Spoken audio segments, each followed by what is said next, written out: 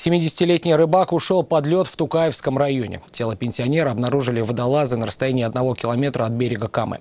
Куда больше повезло двум рыбакам из Лаишевского района. Мужчины смогли выбраться самостоятельно, но при этом получили сильное обморожение. Об остановке на водных объектах в республике репортаж Айрата Назипова. 70-летний пенсионер ушел на рыбалку еще 20 ноября, а его пропаже стало известно лишь через 3 дня, когда тревогу забила его жена. Получив сообщение, спасатели нашли припаркованную машину рыбака на берегу, однако самого хозяина там не было. Чуть позже сотрудники МЧС нашли место провала, рядом с которым лежали рыбацкие снасти. Тело пенсионера обнаружили водолазы на расстоянии 1 километра от берега Камы, вблизи села Биюрган Тукаевского района. Оно ушло на 15 метров вниз по течению. Причина происшествия – нарушение правил охраны жизни людей на водных объектах. Самая такая мера безопасности – это, соответственно, жилет спасательный. С собой иметь как минимум, сейчас в принципе продаются везде, средства для того, чтобы можно было вылезти из полыньи.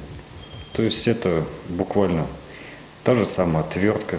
3 рыбаков спасли в Менделеевском районе. Они не могли добраться до берега из-за тонкого льда и пурги, вследствие чего вызвали на место происшествия спасателей. С помощью судна на воздушной подушке всех 3 доставили на берег. А его цепанули, а его подцепили, лебедка-то веревкой тащит. Другой инцидент произошел в Лаишевском районе на острове Агайбаш, неподалеку от села Ташкирмень. Рано утром под лед провалились 2 рыбаков. Впрочем, в этом случае мужчины выбрались сами, получив при этом сильное обморожение. Прибывшие на место спасатели при помощи судна на воздушной подушке доставили рыбаков на берег и передали врачам. Оба госпитализированы в Центральную районную больницу.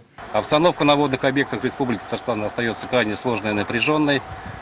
Слабые отрицательные температуры, выпадение снега препятствует образованию прочного и качественного льда. Обращаясь к жителям республики, необходимо по времени дождаться еще хотя бы недели установления толстого, безопасного, прочного льда.